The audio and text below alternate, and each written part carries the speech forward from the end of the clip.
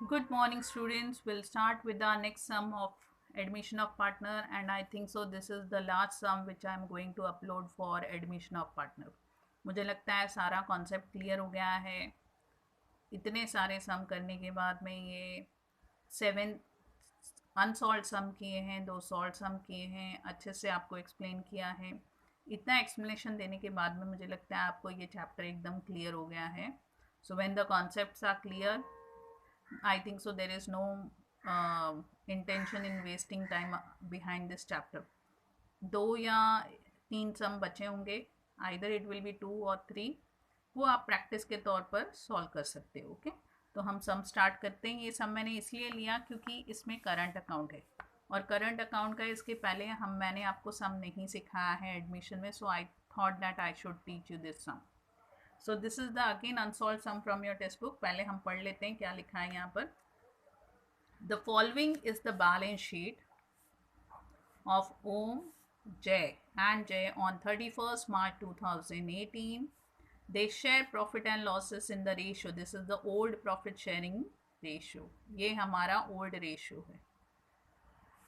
We'll start with the asset side. Cash account if you are preparing, उसके आप debit में लिख सकते हो टू बैलेंस ब्रॉट डाउन. अगर नहीं प्रिपेयर करे तो मैं आपको बताती हूँ कैसे लिखना है. उसके अलावा building, machinery, furniture, stock, debtors, ये सारे के सारे हम अपने न्यू बैलेंस शीट में लिख के रखेंगे. चलिए, फॉर्मेट मैंने ऑलरेडी ड्रॉ किया है. स्टार्ट करते हैं बैलेंस शीट एसेट साइड से. Will write first cash account only. I am not preparing a separate account क्योंकि मेरे लिए फिर बहुत डिफिकल्ट हो जाता है पेजेस टर्न करना और सिखाना. So I will go with this only.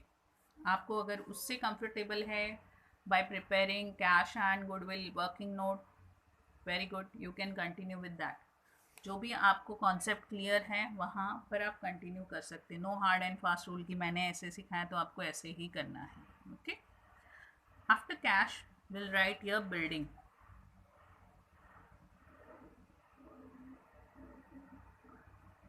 Amount will write in first column only.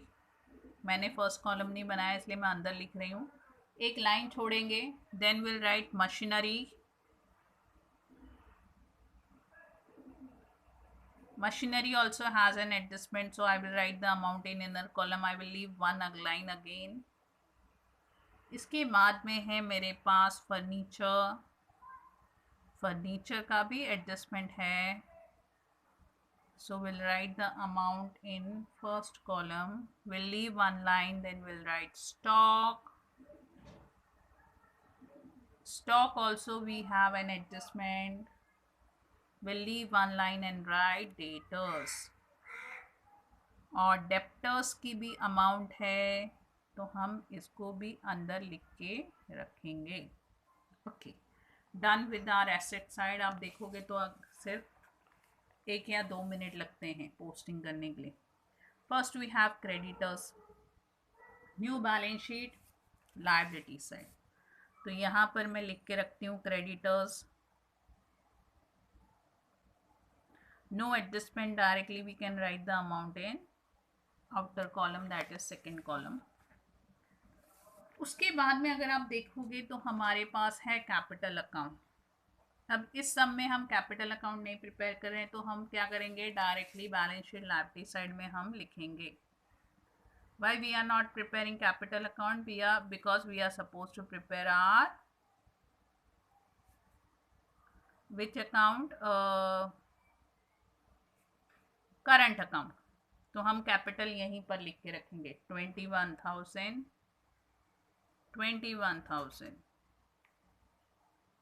Okay, और फिर आया हमारा नेक्स्ट. अगर आप स्क्रीन पर देख रहे हो तो करंट अकाउंट है हमारे पास.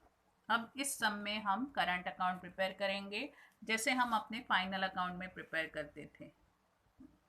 Will write here by balance brought down 3,750, 3,450, new partner nothing.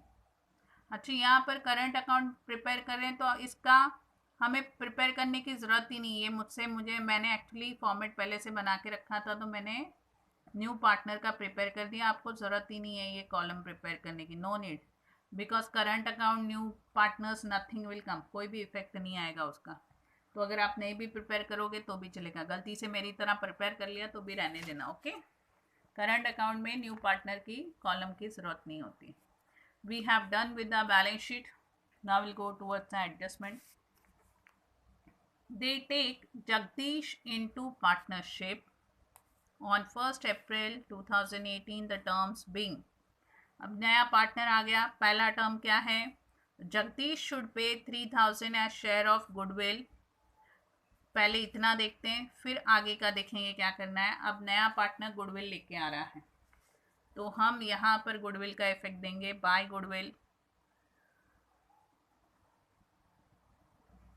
3000 is bringing 3:2 ratio में अगर आप डिस्ट्रीब्यूट करते हो, विल गेट 1800, 1200 पुराने वाले को, नए वाले को तो कुछ मिलना ही नहीं है। और इसका एक इफेक्ट जाएगा हमारा यहाँ पर, क्योंकि वो गुडविल कैश में लेकर आया तो हम कैश अकाउंट में ऐड करेंगे। आगे क्या दिया है, उस गुडविल में से 50% goodwill is withdrawn by the partners in cash. अब ये हमने इफेक्ट पहले भी किया था। When the partners withdraw goodwill in cash, it will come on opposite side. What we are supposed to write in particular to cash account, और old ratio में ही वो विड्रॉ करेंगे। 3000 का 50% यानी कि 1500 रुपये। First one will get 900, 600। अब ये 1500 का सेकेंड इफेक्ट जाएगा यहाँ पर कैश अकाउंट में, minus 1500 goodwill which is withdrawn bye partners in cash. इसके हमने दो इफेक्ट कर लिए। आगे, he should bring 9000 capital for 1/4 share in future profit. चलिए इसकी एंट्री कर लेते हैं। अब यहाँ पर कैपिटल अकाउंट तो हमने प्रिपेयर किया नहीं है, करंट अकाउंट है तो उसमें कैपिटल लिख नहीं सकते, तो कहाँ लिखेंगे, यहाँ पर। कौन है नया partner, Jagdish. How much capital he has brought, 9000। अब हम इसको बाहर लिख सकते हैं, 51,000 हो गया। ये इसका सेकेंड इफेक्ट कहाँ जाएगा, यहाँ पर goodwill capital brought in cash. So 3000 balance, goodwill 3000 cash में आया, 1500 विड्रॉ कर लिया, और 9000 इज कैपिटल। अगर आप कैश अकाउंट प्रिपेयर करते, ये जाता है डेबिट में 2 बैलेंस ब्रॉट डाउन, ये भी जाता है डेबिट में 2 गुडविल, ये जाता क्रेडिट साइड में by the name of the old partners, और ये जाता आपका डेबिट साइड में टू जगदीश कैपिटल अकाउंट। और इसका टोटल हो गया 13,500। ओके, आगे प्रोसीड करते हैं। आगे क्या दिया है, बिल्डिंग इज वैल्यूड एट 18,000। अब पुरानी बैलेंस शीट में लिखते हैं, बिल्डिंग की वैल्यू कितनी है, 15 से हम 18 कर रहे हैं, यानी कि हम क्या कर रहे हैं, एप्रीसिएट कर रहे हैं, एड एप्रीसिएशन। हमको 18,000 चाहिए, यानी कि हमने कितना एप्रीसिएट किया, 3000, और ये 3000 जो बड़ा है ये हमारा प्रॉफिट है। हम यहाँ लिख सकते हैं, by building how much we have increased, 3000। Okay,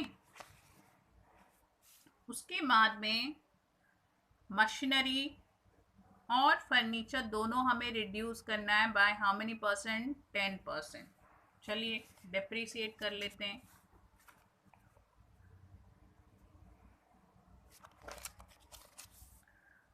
machinery 10% and furniture also 10% we are supposed to do। इसका आया 90 रुपीज़, 810 रुपये ये हो गया, 2100 ये आया। So you got here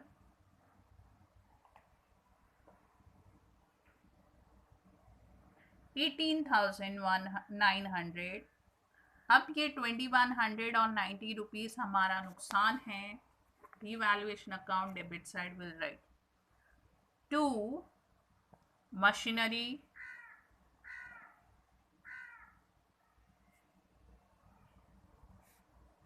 to furniture 90 rupees. आगे देखते हैं क्या दिया हुआ है. Next is given a provision of 5% on sundry debtors is to be made. यानी कि आपको क्या क्रिएट करना है, RDD. चलिए बैलेंस शीट की तरफ चलते हैं. यहाँ पर है डेटर्स नीचे, less RDD at the rate of 5%, 27,000 पर 5% आएगा 1,350 और ये 1,350 हमारा नुकसान है. Therefore the second effect will go in revaluation account. Which side? Debit side, because this is nominal account. Okay, hope so यहाँ तक आपको समझ में आया होगा. आगे stock is to be taken at the value of 15,000. पुरानी बैलेंस शीट में स्टॉक कितना दिया है, 12,300. What we are doing, we are appreciating it. So will go towards our balance sheet. यहाँ पर लिखा है स्टॉक एड एप्रिसिएशन. कितना चाहिए हमको, यहाँ पर होना चाहिए 15,000 और यहाँ पर हम कितना इंक्रीज करेंगे, 2,700 इंक्रीज करेंगे तो अपने आप 15,000 हो जाएगा और ये हुआ हमारा profit. Therefore we are suppose to write it here. By stock 2,700. With this we have done with our posting our ledger account. अब हम अपना अकाउंट क्लोज करना स्टार्ट कर सकते हैं. यहाँ पर देखने से ही पता चलता है क्रेडिट साइड का टोटल हैवी है. वही टोटल दोनों साइड में आएगा. 5,700 माइनस करने के बाद में हमारे पास बचता है 2,160. कहाँ ट्रांसफ़र करेंगे, पार्टनर्स कैपिटल अकाउंट नहीं, अब इस सम में आएगा partners current account. Why, because current account is there. So it is a fixed method. आपको पता है फिक्स मेथड में जो भी इफेक्ट हैं वो करंट अकाउंट में आपको देने पड़ते हैं.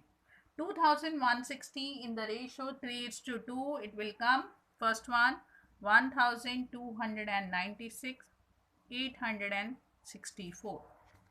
ये बना भी दिया तो भी कोई प्रॉब्लम नहीं, लेकिन उसमें कोई एंट्री नहीं आएगी. By revaluation account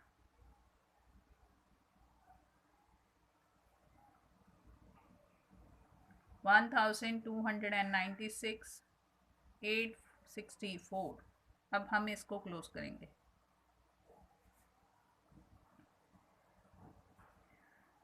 The total of OM is coming 6,846, 5,514.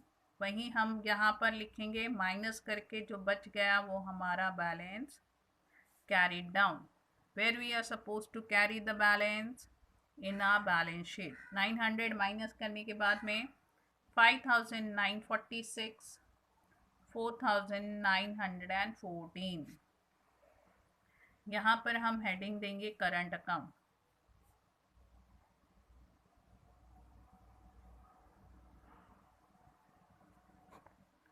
Home जय, and then we'll write the amount 5,946, 4,914, 10,860. अब हम पहले लाइबिलिटी साइड ही क्लोज करेंगे. लाइबिलिटी साइड का टोटल जो आ रहा है that is coming after adding 51 plus 10,860 plus 30,000, it will come 91,860.